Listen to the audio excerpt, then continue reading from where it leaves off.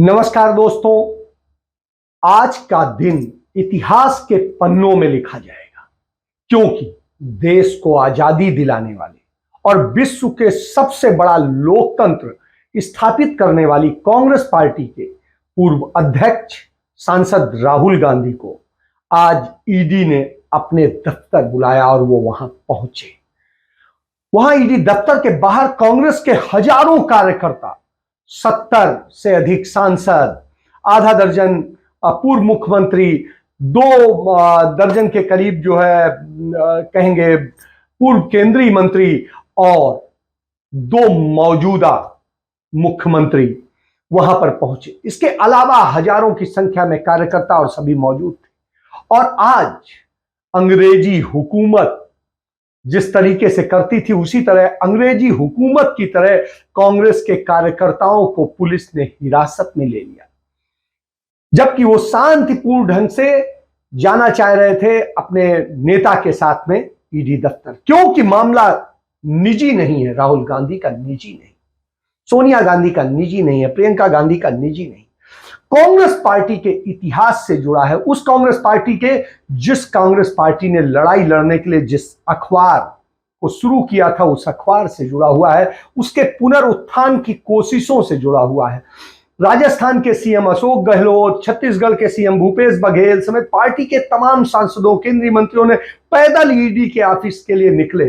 Police ने barricading लगाकर कांग्रेस के मार्च को रोक दिया, नेताओं को आगे नहीं बढ़ने दिया, गांधीवादी सत्याग्रह आंदोलन को रोक दिया गया। आज याद दिला दी अंग्रेजी हुकूमत की तानाशाही।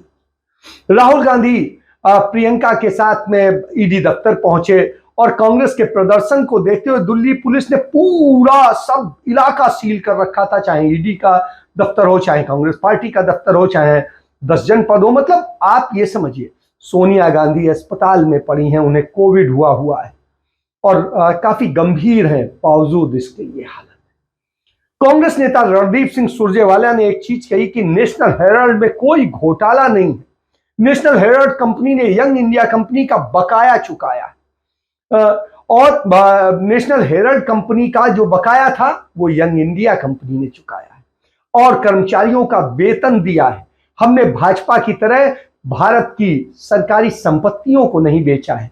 हमारा अपना संस्थान था, उसे जीवित करने के लिए उसके तमाम कर्मचारियों को नेशनल हेराल्ड सैलरी नहीं दे पा रहा था, तो राहुल गांधी और सोनिया गांधी ने कांग्रेस के तमाम नेताओं के साथ मिलकर के एक यंग इंडिया कंपनी बनाई, जो नो प्रॉफिट कंपनी है, जो कोई प्रॉफिट जिसका कोई भी सदस्य नहीं ले सकता है और न लेता है, और उसके जरिए हमने किया है और कांग्रेस पार्टी ने इसमें योगदान दिया है। सारे पैसे अकाउंट से ट्रांसफर हुए हैं, एक भी पैसा, एक भी रुपया किसी को नहीं दिया गया है। तो सबसे बड़ी चीज है, तो मनी लॉन्ड्रिंग कहां से हो गई। भूपेश बघेल ने कहा कि आप इस शरीर को नष्ट कर सकते हैं लेकिन विचारों को कैद नहीं कर सकते हैं। अशोक गहलोत ने कहा कि शांतिपूर्ण मार्च से सरकार को दिक्कत क्या है, इतनी डरपोक सरकार है। प्रमोद तिवारी ने कहा कि राहुल गांधी पर केस फर्जी तरीके से बनाया गया है, सोनिया जी पर फर्जी तरीके से बनाया गया है और कांग्रेस के नेताओं पे फर्जी तरीके से बनाया गया है, जिसका कोई आधार नहीं। खुद नरेंद्र मोदी के शासन के दौर में ही ईडी कह चुकी है कि इसमें कोई गड़बड़ी नहीं है। जब 2015 में कह चुकी है तो अब फिर आखिर ये क्यों? क्योंकि कांग्रेस पार्टी खड़ी हो रही थी, संघर्ष करने की बात कर रही थी। आज जब पूरे देश का मीडिया बिका हुआ है तो वो अपने देश की आजादी की लड़ाई लड़ने वाले उस मीडिया को फिर से एक बार खड़ा करना चाह रहे थे, इसलिए ये हुआ है। दिग्विजय सिंह ने कहा कि मोदी जब डरते हैं तो ईडी को आगे करते हैं। सचिन पायलट ने कहा केंद्र सरकार एजेंसियों का दुरुपयोग कर रही है और इतनी निकृष्टता कहीं देखने को नहीं मिली। शिवसेना नेता संजय राउत ने कहा राहुल के खिलाफ कार्रवाई गैर कानूनी है, जो भी बीजेपी के खिलाफ बोलता है उस पर ईडी से हमला कराया जाता है। रॉबर्ट वाड्रा ने कहा कि राहुल गांधी तमाम निराधार आरोपों से बरी होंगे और सत्य की जीत होगी, क्योंकि ये सभी राजनीतिक पोषित आरोप हैं और सब है। कार्ति चिदम्बरम जो है, जो पी चिदम्बरम के बेटे, उन्होंने बड़ी बात कही। उन्होंने कहा मुझे ईडी का नोटिस सबसे ज्यादा बार आया है और सबसे ज्यादा मैंने झेला है। मैं अभी ईडी मामलों में कांग्रेस का विशेषज्ञ हूं, मुझे पता है कि कितना फ्रॉड है और किस तरह से झूठे फंसाया जाता है। अब आप जानिए नेशनल हेराल्ड केस है क्या। नेहरू का यह अखबार था, पंडित जवाहरलाल नेहरू के इस अखबार पर आखिर इतनी जंग क्यों, कानूनी जंग क्यों छिड़ गई। नेशनल हेराल्ड केस टोटल है क्या, इसको समझने की जरूरत है। नेशनल हेराल्ड केस जो मौजूदा वक्त में है वो दिसंबर 2015 में जारी एक मुकदमा है, जिसे भाजपा के नेता सुब्रमण्यम स्वामी ने सोनिया गांधी, राहुल गांधी और उनकी कंपनियों और उनसे संबंधित अन्य लोगों के विरुद्ध शुरू किया था। और इस मामले में बहुत बड़ा झटका कांग्रेस को तब लगा जब प्रवर्तन निदेशालय ने कांग्रेस पार्टी यानी नेशनल हेराल्ड के 64 करोड़ रुपए की संपत्तियों को स्थायी रूप से कुर्क कर लिया। ये संपत्तियां हरियाणा के पंचकुला में है, जो प्लॉट है और वो है जहां से अखबार को पब्लिश करना था इस रीजन के लिए। इसके बाद में सुब्रमण्यम स्वामी का आरोप है कि गांधी परिवार ने हेराल्ड की संपत्तियों को अवैध तरीके से उपयोग कर रहे हैं, जिसमें दिल्ली का हेराल्ड हाउस और अन्य संपत्तियां हैं, जिसको लेकर के 2012 में वो कोर्ट गए। और 26 जून 2014 को दिल्ली की पटियाला हाउस कोर्ट ने सोनिया गांधी, राहुल गांधी, मोतीलाल वोरा, सुमन दुबे, सैम पेत्रोदा को समन जारी कर पेश होने का आदेश दिया था। तब से इस आदेश की तामीली लंबित है। इस मामले में सोनिया गांधी, राहुल गांधी, सैम पेत्रोदा, मोतीलाल वोरा और सुमन दुबे सहित 6 लोग जो मुल्जिम बनाए सुब्रमण्यम स्वामी ने। और ये स्थिति है, सुब्रमण्यम स्वामी ने कोर्ट में आरोप लगाया कि सोनिया गांधी और राहुल गांधी ने कांग्रेस पार्टी से लोन देने के नाम पर नेशनल हेराल्ड को 2000 करोड़ रुपए से अधिक की संपत्ति हड़प ली है। कांग्रेस ने पहले नेशनल हेराल्ड की कंपनी एसोसिएट जनरल AJL जो है को 26 फरवरी 2011 को 90 करोड़ रुपए में का जो है 100 किस्तों में ऋण दिया कांग्रेस पार्टी ने AJL को। और उसके बाद में मगर हालात न सुधरने पर कांग्रेस की लीडरशिप ने 5 लाख रुपए से यंग इंडिया कंपनी बनाई और इसमें सोनिया, राहुल की जो है 38% की हिस्सेदारी और इसके अलावा कांग्रेस नेता मोतीलाल वोरा, ऑस्कर फर्नांडिस और के पास जो है इसके शेयर रहे। एसोसिएट जनरल के जो है 10-10 रुपए के 9 करोड़ शेयर थे और इन शेयर को यंग इंडिया कंपनी को दे दिया गया। बदले में यंग इंडिया कंपनी को कांग्रेस का कर्ज चुकाना था जो कांग्रेस पार्टी ने अखबार को चलाने के लिए दिया था। 9 करोड़ के शेयर के साथ young India company associate general की 99% की हिस्सेदार मालिक बन गई। बाद में कांग्रेस पार्टी ने 90 करोड़ का जो कर्ज था इस नाम पर माफ कर दिया कि यंग इंडिया कंपनी जो है नेशनल हेराल्ड को एक बार फिर से खड़ा करेगी और कांग्रेस की जो विचारधारा है और सारी चीजें हैं, सच्चाइयां हैं, उन्हें आगे ले जाएगी, एक स्वतंत्र पत्रकारिता को जगह देगी। और यंग इंडिया कंपनी ने दिल्ली में 7 मंजिला जो नेशनल हेराल्ड हाउस है को स्वामी ने सवाल उठाया, जो उसमें वो उठाया कि यंग इंडिया कंपनी ने दिल्ली के 7 मंजिला जो नेशनल हेराल्ड हाउस है उसको किराए पर कैसे दे दिया। 2 मंजिलें पासपोर्ट जो भारत सरकार का पासपोर्ट ऑफिस है उसके पासपोर्ट सेवा केंद्र के लिए किराए दे दिया, जिसका उद्घाटन जो है SM कृष्णा जो विदेश मंत्री रहे हैं उन्होंने किया था। यंग इंडिया के किराए के तौर पर पैसा जमा कर रही है, उन्होंने आरोप लगाया कि यंग इंडिया इससे किराए का जो पैसा इकट्ठा कर रही है। राहुल ने एसोसिएट जनरल में शेयर होने की जानकारी 2009 के चुनाव आयोग के हलफनामे में क्यों नहीं दी और बाद में 2,62,411 शेयर प्रियंका गांधी को ट्रांसफर क्यों कर दिए। राहुल के पास अब 47,513 शेयर हैं। 20 फरवरी 2011 को बोर्ड के प्रस्ताव के बाद एसोसिएट जनरल प्राइवेट लिमिटेड को शेयर हस्तांतरण के माध्यम से यंग इंडिया को कैसे ट्रांसफर कर दिया गया, जबकि यंग इंडिया कोई अखबार या जर्नल निकालने वाली कंपनी नहीं थी। तो आप ये समझिए कि इस तरह से और कांग्रेस द्वारा एसोसिएट जनरल प्राइवेट लिमिटेड को बिना ब्याज के 90 करोड़ रुपए कर्ज कैसे दिया गया, जबकि कोई राजनीतिक पार्टी किसी भी व्यवसायिक काम के लिए कर्ज नहीं दे सकती है। जब एसोसिएट जनरल का ट्रांसफर हुआ तब इसके ज्यादातर शेयर होल्डर मर चुके थे, ऐसे में उनके शेयर कहां गए। कैसे एक व्यवसायिक कंपनी यंग इंडिया कंपनी की मीटिंग सोनिया गांधी के आवास 10 जनपद पर हुई, सरकारी आवास पर हुई। तो आप ये समझिए क्या नेशनल हेराल्ड केस में क्या है ये भी आप जान लीजिए। 2012 में बीजेपी के वरिष्ठ नेता सुब्रमण्यम स्वामी ने ट्रायल कोर्ट में पिटीशन दायर कर आरोप लगाया कि कुछ कांग्रेसी नेताओं ने, जिनमें सोनिया गांधी और सबके नाम है, ने गलत तरीके से यंग इंडिया YIL के जरिए एसोसिएट जनरल AJL का अधिग्रहण कर लिया है। स्वामी का आरोप था कि ये सारा मामला दिल्ली के बहादुर शाह जफर मार्ग स्थित हेराल्ड हाउस की 2000 करोड़ रुपए की बिल्डिंग पर कब्जा करने का है। अब आप इसको समझ लीजिए है क्या नेशनल हेराल्ड। नेशनल हेराल्ड अखबार पंडित जवाहरलाल नेहरू ने 1938 में एक जो एसोसिएट जनरल लिमिटेड के नाम से कंपनी बना करके शुरू किया था। ये कंपनी नेशनल, अंग्रेजी में नेशनल हेराल्ड, हिंदी में नवजीवन और उर्दू में कौमी आवाज नाम के अखबार निकालती थी और इन अखबारों के जरिए पूरे देश में और देश के बाहर जो आंदोलन चल रहा था कांग्रेस पार्टी का और देश के जिसे कहेंगे स्वतंत्रता का आंदोलन चल रहा था, उससे अपनी आवाज बुलंद करते थे, क्योंकि अंग्रेजों के अखबार और अंग्रेजों से डरे हुए बनियों के अखबार जगह नहीं देते थे जो है आंदोलन को, इसलिए ये अखबार शुरू किए गए थे। और उस दौर में 2-3-4 और अखबार भी शुरू हुए थे, लेकिन ये कांग्रेस पार्टी के बैनर तले अखबार शुरू किया गया था और इसमें पूरी कांग्रेस पार्टी को जोड़ा गया था।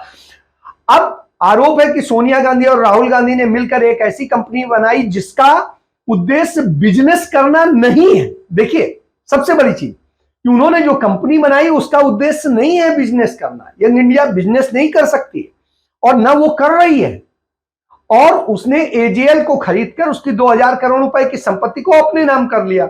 इसके बाद 26 फरवरी 2011 को 5 लाख रुपए की लागत से यंग इंडिया कंपनी बनाई गई, जिसमें सोनिया, राहुल और सबकी हिस्सेदारी थी, और मोतीलाल वोरा, अस्कर फर्नांडिस थे। और इन में क्या है कि दोनों अब इस दुनिया में नहीं है, ना मोतीलाल वोरा है ना अस्कर फर्नांडिस है, तो आजकल यही लोग हैं। यंग इंडिया कंपनी ने एसोसिएट जनरल की 90 करोड़ की देनदारियों को का भुगतान करने का जिम्मा लिया। मतलब यह है कि उसका लोन यंग इंडिया चुकाएगी कंपनी। बाद में AJL के 10-10 रुपए के जो शेयर है यंग इंडिया को दे दिए गए और उसके बदले यंग इंडिया को कांग्रेस का लोन चुकाना था। 9 करोड़ शेयर के साथ यंग इंडिया को इस कंपनी के 99% शेयर मिल गए। बाद में कांग्रेस पार्टी ने 90 करोड़ का लोन माफ कर दिया और इस तरह गांधी परिवार के प्रभुत्व वाली कंपनी यंग इंडिया को AJL मिल गया। तो अब इस कारण से ये सारे लोग आरोपी बनाए गए। इनमें सुमन दुबे भी हैं, सैम पित्रोदा भी हैं, अस्कर फर्नांडिस भी हैं और ये सारे लोग हैं। अब इनमें से 2 लोग तो दुनिया में नहीं। अब ये भी जान लीजिए कि क्या है, एक जमाने में नेशनल हेराल्ड वो अखबार था 1938 में जब शुरू किया गया, जिसका नाम सुनते ही अंग्रेजी हुकूमत में खलबली मच जाती थी, क्योंकि अखबार गुलामी के उस दौर में आजादी के दीवानों का साथी था, आजादी की लड़ाई लड़ रहा था। एक ऐसा साथी जो क्रांति का जोश भरता था, जो क्रांतिकारियों के विचारों को न केवल हिंदुस्तान बल्कि दुनिया भर में पहुंचाता था, और विदेशियों को नेशनल हेराल्ड के जरिए ही भारत की आजादी के आंदोलन की पूरी जानकारी मिलती थी, अंग्रेजी क्रूरता की जानकारी पता चलती थी। इसमें भारतीयों के लिए आजादी की आवाज दुनिया भर में पहुंचाई और अंग्रेजी हुकूमत पर अपना दबदबा बनाया। नेशनल हेराल्ड की स्थापना पंडित जवाहरलाल नेहरू ने 1938 में जब की, तो इसमें महात्मा गांधी, सरदार पटेल, मौलाना आजाद, बाल गंगाधर तिलक, गोपाल कृष्ण गोखले, मदन मोहन मालवीय और सुभाष चंद्र बोस, भगत सिंह, चंद्रशेखर आजाद, अशफाक उल्लाह आज जैसे बड़े क्रांतिकारी और आंदोलनकारी जुड़े। और यही कारण है कि इसने अंग्रेजी हुकूमत उसमें हर बात जो है ताला लगाने का सोचती थी। उसने कई बार इसका प्रकाशन रोका, ताला लगाने की कोशिश की, लेकिन नहीं लगा पाई। लेकिन मौजूदा सरकार जो उनकी अंग्रेजों की पिट्ठू है और उनकी नीतियों पर चलती है, उसने जरूर उस पर ताला लगा दिया जिसने ये लड़ाई लड़ी।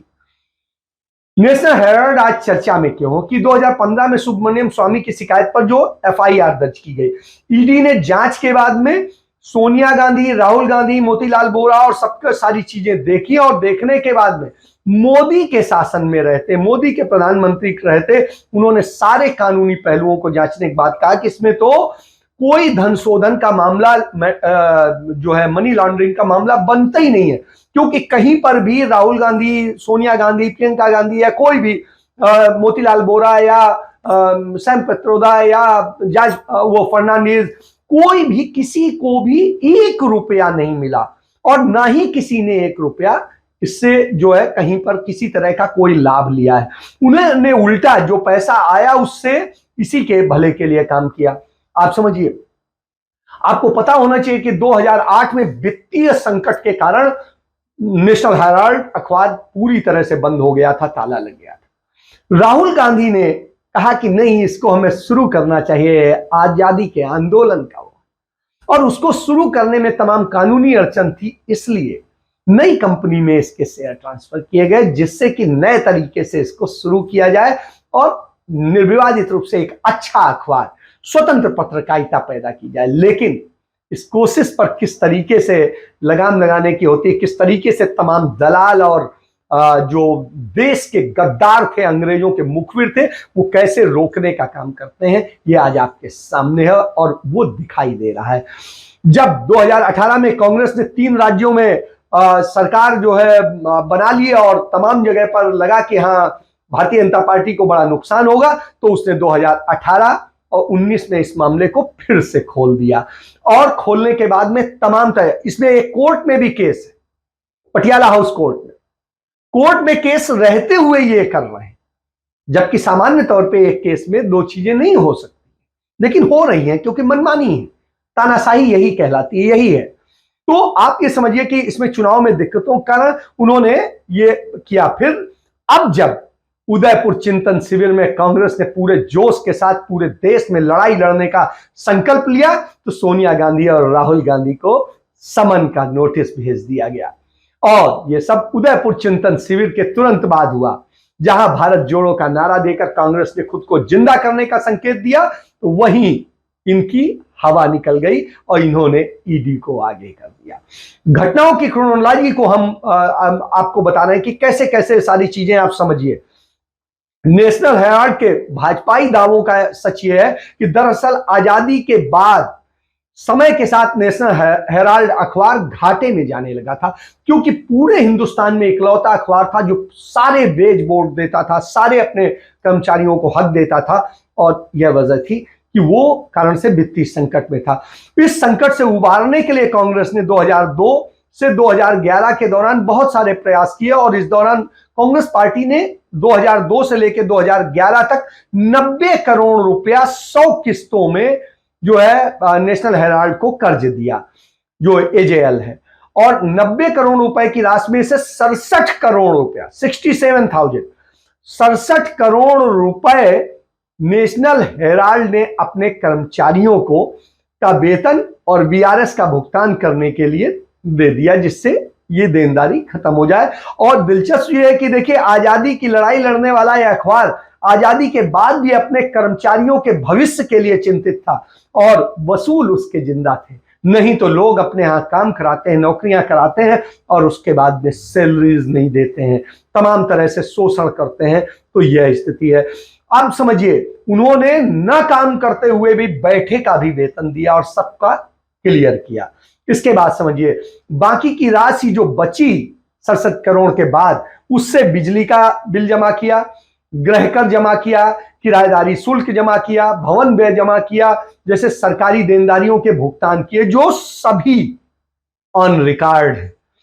अखबार कर्ज देकर देनदारियां चुका रहा था, इससे बड़ा और उदाहरण नहीं ईमानदारी का हो सकता है, और वो उस पर घोटाले का आरोप लग रहा है, समझ से परे। खैर, माली हालत के चलते 90 करोड़ रुपए का जो कर्ज नेशनल हेराल्ड और उसकी मूल कंपनी एसोसिएट जनरल लिमिटेड को चुकाना संभव नहीं था। इस कारण ऋण को एसोसिएट जनरल लिमिटेड के इक्विटी शेयरों में परिवर्तित कर दिया गया।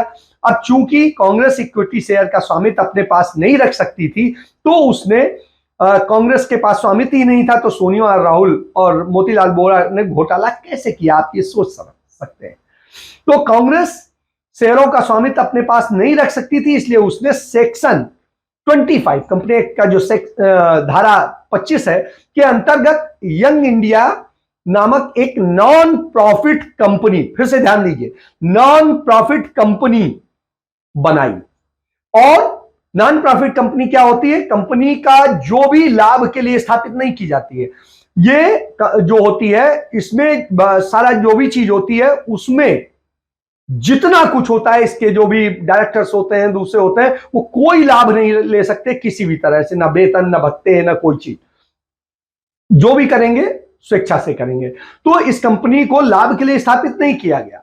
अब इसमें कांग्रेस पार्टी की अध्यक्ष सोनिया गांधी, प्रभारी उपाध्यक्ष राहुल गांधी, कोषाध्यक्ष मोतीलाल वोरा और इसके शेयर होल्डर बने और अब मुल्जिम भी हैं।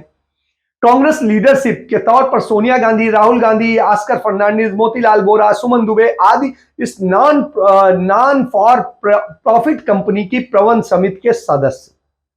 लेकिन स्वामित्व के नाम पर किसी के हाथ कुछ नहीं आया और न मुनाफा होने पर भी वो नहीं कुछ ले सकते हैं, ये आप जान लीजिए। यह कंपनियों का सामान्य प्रैक्टिस का हिस्सा है कि बड़ी कंपनियां ऐसा लगातार करती हैं, इसे अपराध कभी नहीं माना जाता है और ये कानून में अपराध है भी नहीं। ये सारी प्रक्रियाएं कानून के तहत हुई।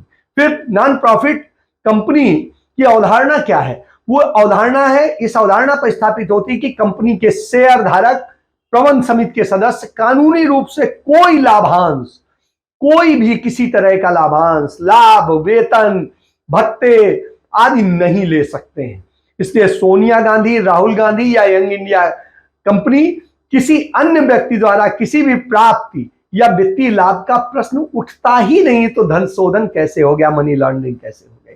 जब ऐसा कुछ हुआ ही नहीं तो क्राइम कैसा और कैसा केस? कि अब आप चाहे जो कहिए कि 2000 करोड़ या 5000 करोड़ का घोटाला है, क्या कहिए, तो जो मन करे वो करिए। मतलब सारे दावे हवा में हैं। और जब गांधी परिवार के खिलाफ कुछ नहीं मिला तो सिर्फ सियासी माहौल बनाया जा रहा है और भाजपा मोदी सरकार सिर्फ हवा में तीर मारकर गांधी परिवार पर निशाना बना रही है और ये बोल रहे। खैर, आपको ये इसके अलावा भी एक देखना पड़ेगा।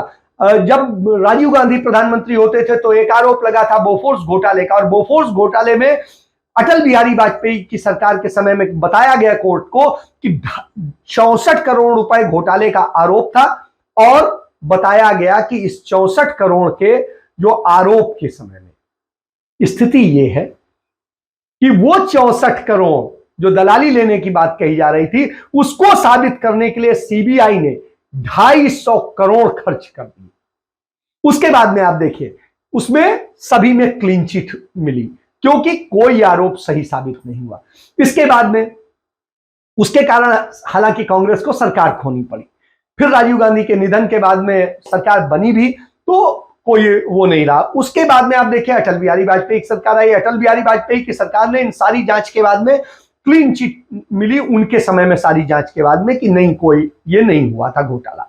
इसके बाद आप देखिए, आप यदि अब आ जाएंगे तो 2004 से लेके 2014 तक के बीच में जो सरकार रही उस पर 2G स्कैम का आरोप लगा, रेल गेट लगा, कोल गेट लगा और इसके अलावा जो है कॉमनवेल्थ लगा। और इन सारे मामलों में कांग्रेस के सारी लीडरशिप और सबको, और ये पूरे पाया गया कि ये घोटाले हुए ही नहीं। खुद सीबीआई ने कहा, कोर्ट ने कहा, और ये सारा नरेंद्र मोदी सरकार के दौरान कहा। यानी सारे आरोप झूठे थे, सिर्फ सत्ता पाने के लिए पिछली सरकार को, कांग्रेस सरकार को बदनाम किया गया कि किस तरीके से उसे भ्रष्ट बताया जाए और भ्रष्टाचार का एक भूत खड़ा कर दिया गया। अन्ना आंदोलन और ये सारी चीजें वो आपकी देखी हुई हैं। खैर, राहुल गांधी आज ईडी के सामने पेश हो गए हैं। सोनिया गांधी अस्वस्थ हैं, अस्पताल में भर्ती हैं। स्वस्थ होने के बाद वो भी पेश हो जाएंगी। कांग्रेस इन हथकंडों का सामना करने के लिए आज तैयार भी है। यह संदेश उसने दे दिया, अपनी पूरी लीडरशिप लेकर के वहां पहुंच गए हैं। अब यह है कि कांग्रेस का मानना है कि वो भाग नहीं रहे, वो सामना करेंगे, बचेंगे नहीं आपसे। और लेकिन समझना आपको होगा कि हम कहीं ना कहीं सच से जरूर भाग रहे हैं। हम लोग कब तक भागेंगे, कब तक उल्लू बनते रहेंगे, भाजपा के इन मोहरों का प्यादे बनते रहेंगे, चुनावी टूल बनते रहेंगे, यह हमें सोचना पड़ेगा। आप देखिए, प्रवर्तन निदेशालय यानी ईडी के निदेशक है संजय कुमार मिश्रा, और इनको कानून तोड़ करके दोबारा एक्सटेंशन दी गई है, जो सुप्रीम कोर्ट के भी आदेश का उल्लंघन है और सीवीसी का भी उल्लंघन है और नियमों का भी उल्लंघन है। क्यों? क्योंकि उनके जरिए आप पकड़वाते हैं, कभी चिदम्बरम को जेल भिजवाते हैं, कभी इनको भिजवाते हैं, कभी उनको भिजवाते हैं। तो ये जो आप चुनावी वो करते हैं, तो इस तरह से आपने किया, जबकि उन्होंने तमाम नियमों का उल्लंघन किया है। उन्होंने अपने अचल और चल संपत्ति का जो सालाना रिटर्न देना होता है वो भी अपलोड नहीं किया। बहुत सारी चीजें उन्होंने धांधली करी है, गड़बड़ी की है, लेकिन उस पर कार्रवाई के बजाय उन्हें जो है तुरंत जो है एक्सटेंशन पर एक्सटेंशन दिया जा रहा है। तो ये समझिए, इसका मतलब है कि आपने एक टूल खड़ा किया है कि जो सिर्फ लोगों को जबरदस्ती परेशान करे और ये करे, और इसके लिए आपने रिटायरी लोगों को लगा करके ये सब करवा रहे हैं। एक और चीज समझनी हो, ये सब क्यों कर रहे हैं? क्योंकि आपको चुनाव जीतना है, उन्हें बदनाम करना है, और इस बदनाम करने की आपकी राजनीति चल रही है। और इस राजनीति में आप जीतेंगे हारेंगे नहीं पता, लेकिन इतना जरूर है कि आप बर्बादी में जरूर देश को ले जाएंगे, और उस बर्बादी की तरफ हम सब देखेंगे। तो इन सारी बातों को यदि हम समझेंगे तो जानेंगे कि किस तरह की स्थितियां हैं और क्या हो रहा है। तो आप समझिए कि नफरतों का ये सजा बाजार क्यों है, हाथ में सबके यहां हथियार क्यों है, बात कोई प्रेम की करता नहीं क्यों, दिलों में दूरियां दीवार क्यों है नहीं सौहार्द मानवता कहीं पे वास्ते, एक दूजे के तिरस्कार क्यों है, किश्तियां अब भाव की सजती नहीं, शांति का दिखता नहीं पतवार क्यों है, खून के प्यासे हुए हैं हम, यहां धर्म जाति मजहब आधार क्यों है। तो इसके साथ मैं चर्चा समाप्त करता हूं। सच को आप पहचानिए कि कैसे झूठ बोलकर एक स्वांग रचा जाता है, कैसे आपको शिकार किया जाता है। चलिए इसके साथ चर्चा समाप्त करता हूं। जय हिंद, जय भारत, वंदे मातरम।